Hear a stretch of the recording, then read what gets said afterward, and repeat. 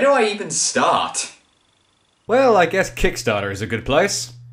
You see, back in February 2012, Arrowstorm Entertainment decided to start a Kickstarter project for this movie about a zombie Osama bin Laden and his legion of undead followers, with a modest goal of $15,000.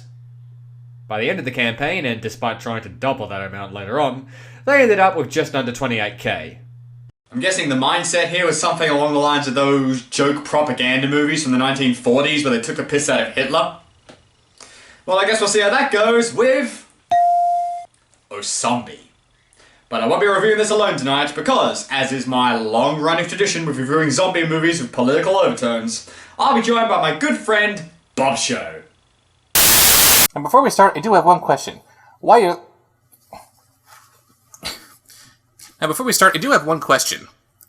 political zombie movies? Why is that always my thing for this show?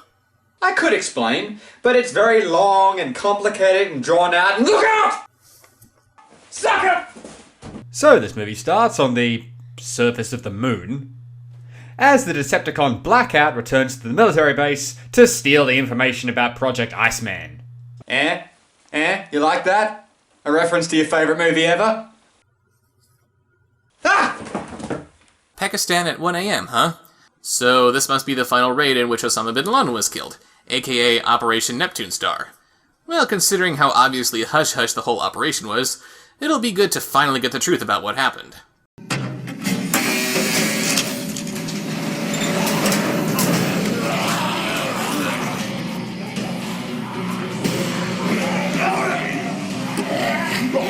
So, Osama has an army of zombies, but we're only just now finding out about it? Nice job there, WikiLeaks. Osama flees the soldiers, keeping his face hidden the whole time because, let's be honest, what actor is going to want that recognition? Hell, even on IMDb he's labelled as just Osombie. And he injects himself with some unidentified substance before they burst in and put him down. Tango's down, Tango's down. We got him! Hey, sir, the Pakistan government was cool with this, right? Yeah.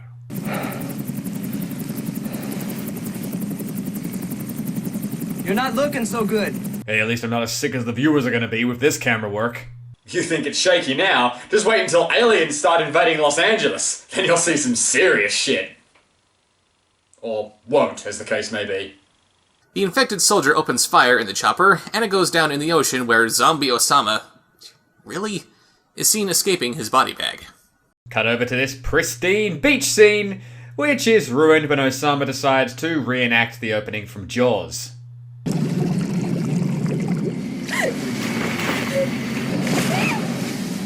Anna. Oh, I'm sorry, Bob Show. I think this is the wrong movie. This isn't Osombie. It's Bait Laden. Sorry about your girlfriend, dude. But on the plus side, you'll have a real interesting story to tell all those shark movie survivors. We jump over to some terrorists, and you can tell that they're terrorists because of their theme music. Mom?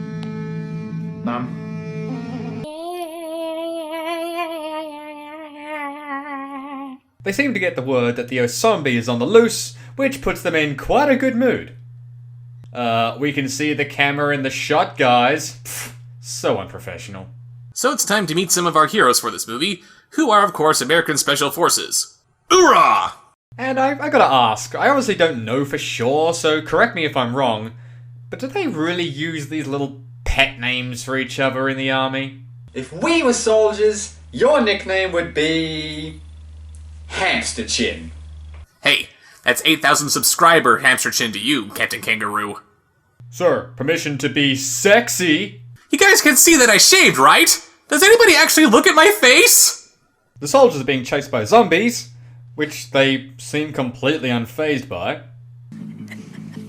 Hey, it's Rob from Snow Beast! I guess it's a good thing he's here. That means there's no 14-year-old girls for him to hit on. So their chopper is 2 minutes out. Time to light 'em up for a while, and I know just the music the creators had in mind for this scene. America, fuck yeah! Coming again to save the motherfucking day, yeah! America, fuck yeah! Ah yes, the standard military issue Ninjakin sword. But then Captain Scrooge here has to ruin everyone's good time in the war zone by getting killed in a grenade explosion. It certainly takes fun out of things, doesn't it? That's right, you heard it right here, folks. The war in the Middle East was fun! Is your throat getting torn open just part of the fun too, guys? That night, we also meet our lead heroine, Dusty. Yeah, that's her name. Here in Afghanistan to search for her missing brother. Hey, Gates here. No, not that rusty guy, my geeky brother. Dusty Gates, the computer chick. Suddenly, Dusty is surrounded by zombies, even at the very place she was sitting a minute ago. But because of plot convenience, the soldiers rush in and save her. But not before she accidentally shoots shirtless man Chip in the shoulder. Ask and leave, Mark. Or, Chip. Ha ha. See what I did there, guys? Chip, every time. Every goddamn time you get shot, you make that joke. My name is Dusty Miller. Interrupting zombie says brains! She explains her story to the soldiers, and the next morning, she joins them in their important mission in hopes it'll lead her to her brother. My map says there's water maybe a mile out. Let me see. Why don't you have one? Forget Chip, I think they should start calling this guy Jacob. After asking him a whole... twice, the current leader of the soldiers, Doc, 1.21 gigawatts! explains to Dusty how the zombies came to be and the details of their top-secret classified mission. After the 9/11 attacks, Bush pledged to end the war on terror by providing increased weapon transfers to all countries willing to join America in the fight. Enter Godsmack. Godsmack was a biological agent used to push the militants out from the high ground. Someone was bulking the formula by adding other biological agents to make a sort of biochemical cocktail. The combination had, let's say, unexpected results. So wait, the US and the various other governments created a complex zombie virus by accident? Well, if there's any better use for this music, I haven't found it yet. He finishes by saying that they had to find the source of the zombies, or all of Afghanistan could become infected. Well, good on them. They clearly stated that they care about saving people's lives. But that still doesn't mean we can't have some fun shooting them when they become infected! Hey, bug face! Yeah, it's pretty obvious these two are going to become love interests. However, again surprising me with how grown up it can be in times like this, despite the plot. Chip and Dusty have a rather sad conversation about how her brother was a 9/11 survivor who lost all of his friends and was driven mad by his guilt. But then you have to take a step back and remember that you're watching a movie about zombie Osama bin Laden. Kinda hard to take anything anyone says seriously after that. As far as the brother in question goes, he's chilling in a cave with a boy who he most likely is keeping from his worried parents.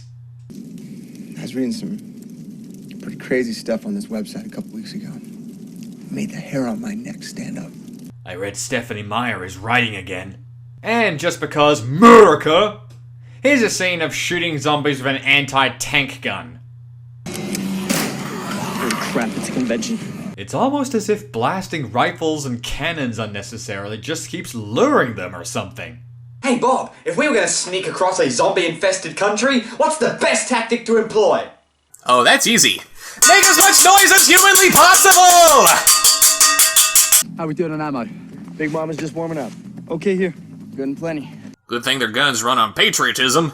And the final reason being too gung-ho is a bad idea, Doc went and got himself bitten. So now the team splits up, because they haven't made it quite easy enough for them to get killed yet. And while Team A spends their time discussing if zombies poop and throw up, A question that has plagued mankind since the second season of The Walking Dead. Team B falls into a terrorist trap and becomes pinned down. What do we got? Glass. Cheap mothers. Those are way more effective. What are you doing? What, you want to bleed out? God damn it, Chip! Why now? All part of my plan, sir. By looking at me, they'll become so self-conscious they'll instantly surrender. I got one! Great kid, don't get cocky. They sneak into a nearby cave to escape the terrorists and the zombie horde, which doesn't go too well as they walk into another group of zombies. And somehow the guy with most of his skin exposed completely avoids being bitten.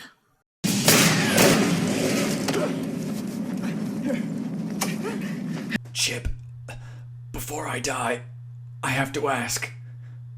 Weren't you the star of that Species ripoff from 2004? No, sir. I'm just a decoy.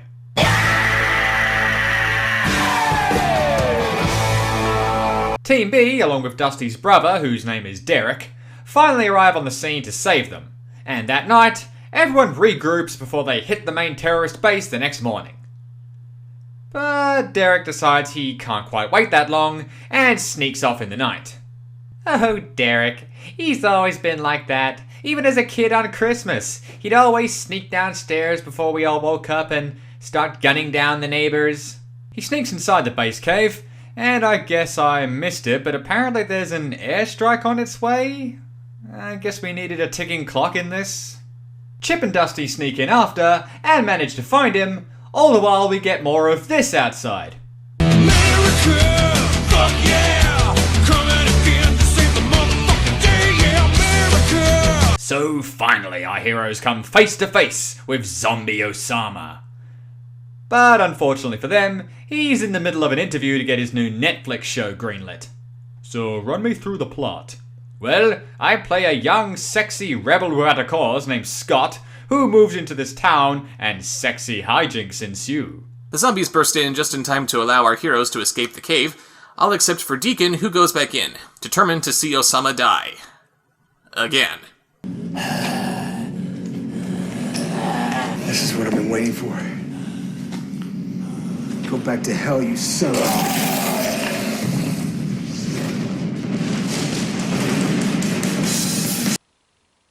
Oh God. Please tell me the hero of this anti-terrorist movie didn't just save the day by suicide bombing. I guess they realized that would be a pretty big mistake, because somehow he's alive despite firing a rocket launcher in a tiny room and the airstrike that followed seconds later. And so this movie comes to an end as our heroes wander off into the distance, seemingly ignoring the plane that was sent to pick them up. And that was Osombie. I had a pretty good idea of what to expect with this movie, and yeah, for the most part it was all pretty much here. American idolization, some racism, many gunfights, and the kind of shitty visual effects that only a movie made through Kickstarter funds could provide us with. I will give it credit though. For an indie movie, the zombie effects did look decent most of the time. And as far as the race issue goes, they did surprise me by showing that Al-Qaeda is not the entirety of Muslims as I kind of expected they would. And there were many innocent people who were just as much victims of terrorism as anyone. Me? I'm just confused as to where this idea even came from. Did Al-Qaeda really need to be turned into literal monsters that need to be hunted and killed? If it's supposed to be a commentary on their single-minded fanaticism, it just seems kind of redundant. And wouldn't turning themselves into zombies kind of get in their way of trying to get into heaven through their heroic suicide actions? Praise Allah! I have done your will, and now I will be rewarded with an eternity in paradise. Ah, damn it! And that's all from me for tonight, so I'm Fedora, this is the Horror, save a screen from me, and we'll see you next time. Any closing words, Bob Show? Well, there was one thing I'd like to say, but I'm worried I may not be able to do it justice, so I'm gonna let this guy say it. America! America! America!